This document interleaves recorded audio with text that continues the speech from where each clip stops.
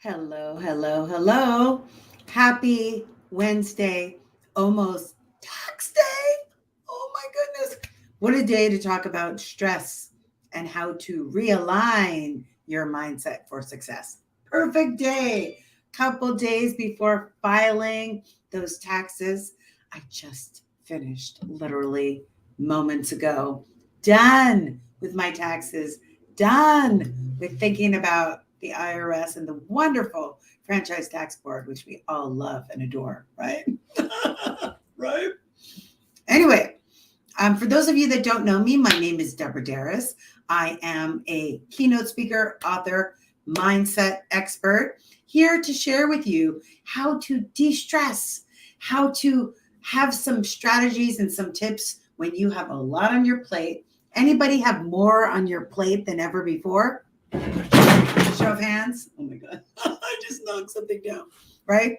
We all do. So much is going on. Just the energy in the world is high. And if the last 2 years were any indication of how much resilience, how much tenacity we all have within us, that is great. But what do we do when the stress happens? When all of the things start to build up and we just become overwhelmed?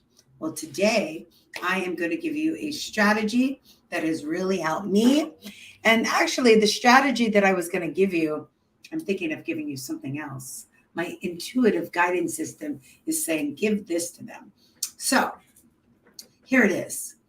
Normally, when we are under stress, our body goes into what I like to call the fight or flight mode, right? That's what I wrote the book, Confessions of an Adrenaline Addict. We go into adrenaline overload. Why? Because our body thinks we're in a crisis. It thinks we have to save a kid from a saber-toothed tiger. Or right now with the 47 knots, mile per hour winds, we're suddenly having like a sandstorm here at the beach. We're like, gale warning, be careful if you're in the harbor, you could be in danger with the wind. Serious, high alert right here, right? But that's what our mind is saying. Our mind is saying high alert, warning, warning, warning. And when that happens, guess what? Our mind, our brains literally can't think straight. Why?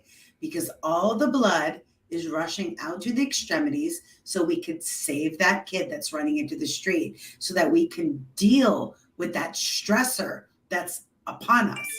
The problem is when we're constantly in, which is I wrote about in this book, when we're constantly in the stress, go, do mode, is eventually it compromises all of the systems of our body, because our body can't build our immunity when it's fighting off saber-toothed tigers, right?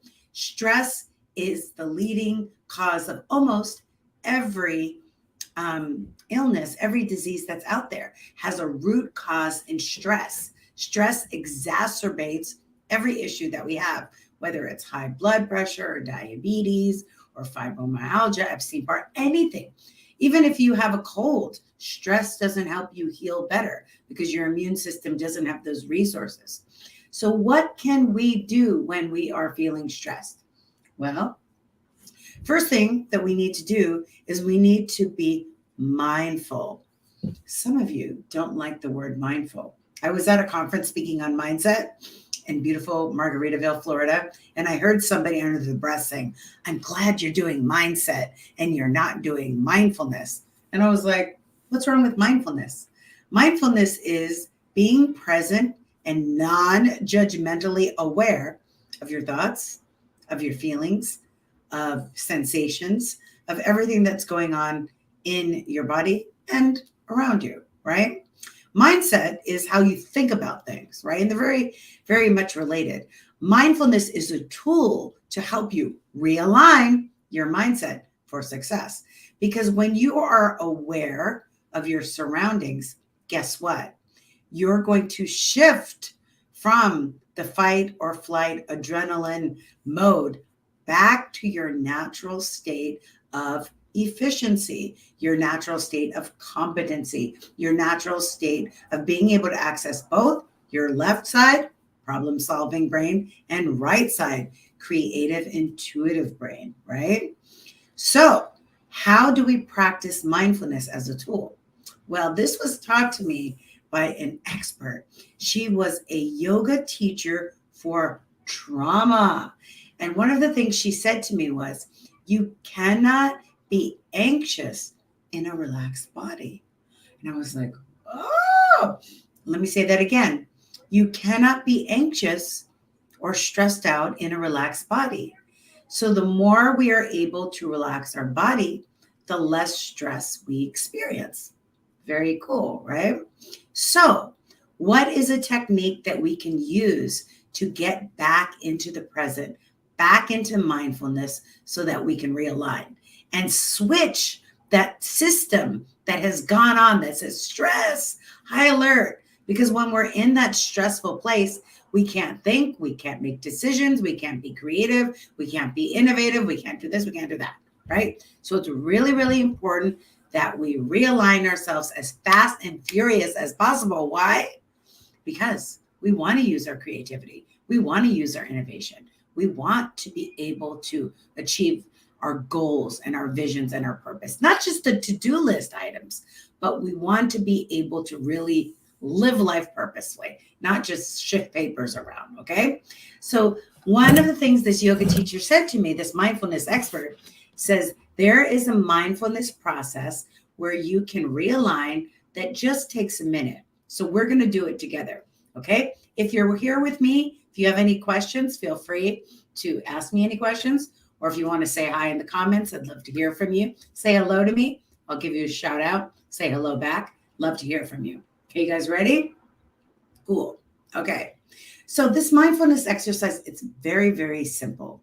What we're going to do is we are going to activate our senses to reposition our brain into our body in a state of calm and relaxation. Hi, Stacy. How are we going to do this?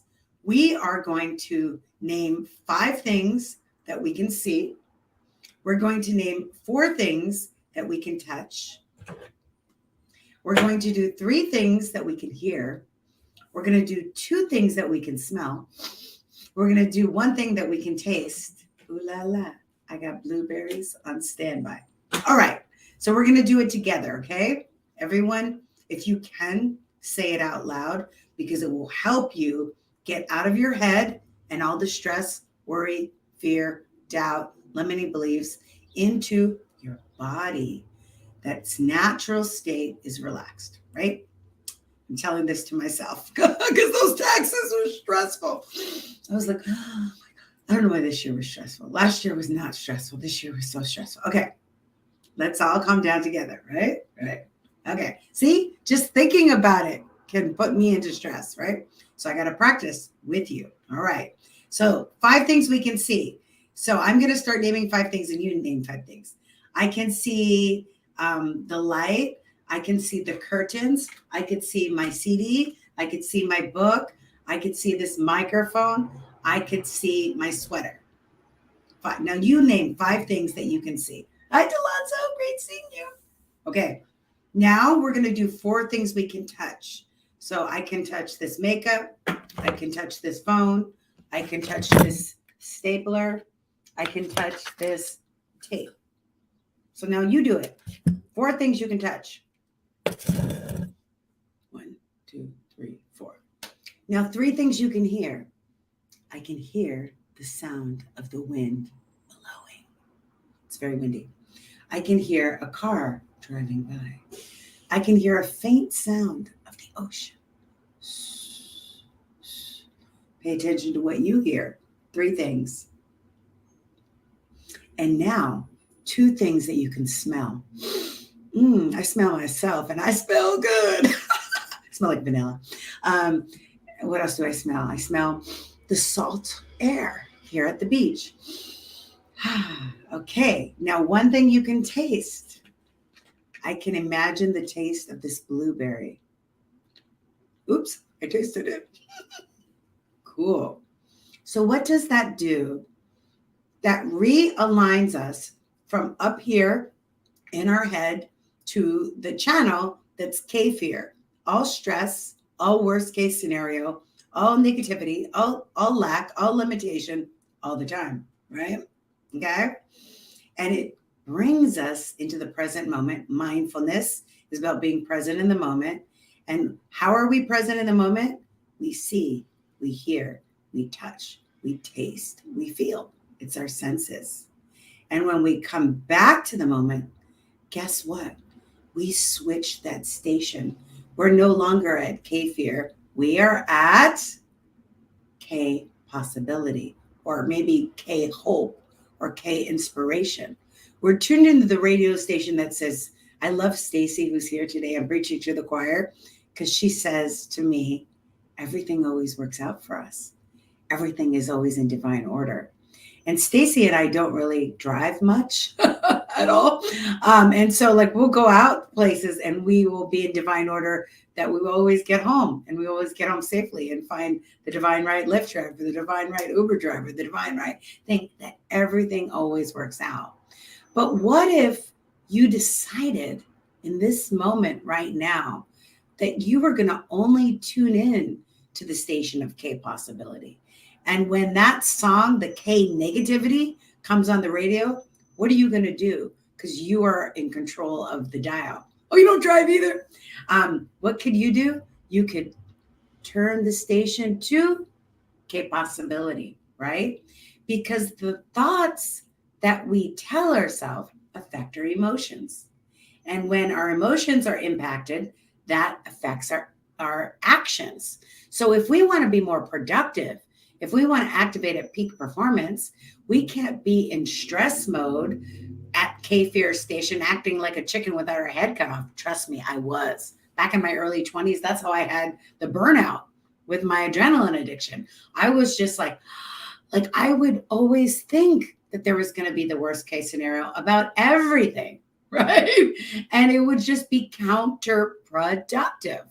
And we are here talking about how to be efficient, how to be productive, how to be innovative.